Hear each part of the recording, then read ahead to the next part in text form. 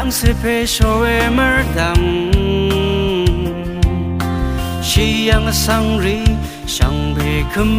na Jesus ang mato at dinat wasano ng sinihu Nan maling shiri weyang Kristu i kangelongo Weyang jeju bang kamayang shibui Ngulam na dadam madang shi Natan shiga o asya Tirap se akang na Lambo ramja marsham amang lam datum Garay hum nan shor lam mong we ko kam rong thang ye Apea amea neang negam di be su phang mong Yor narum de lam we yang Siya nga na me Ne si shu matang shi ka du mawa Ti de si mayang lam asar dara Lang dam dara rong tang ya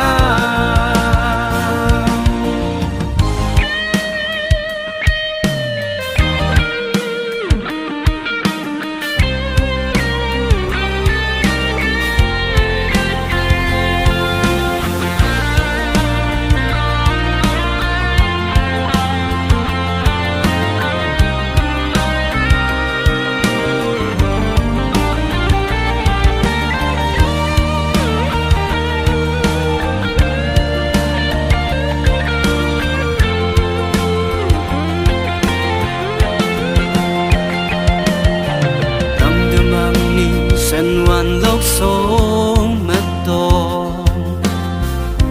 Gare ang sepe shore merdam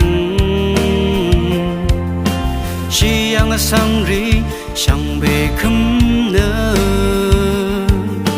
Jesus ang mato at dinat wasano na shinihu Nan maling shiri weyang Kristu i Kangelongo Apea mea neang negam di besu pangong Yor narum de lam weyang Nga siya nga na me Ne si shu matang shi ka du mawa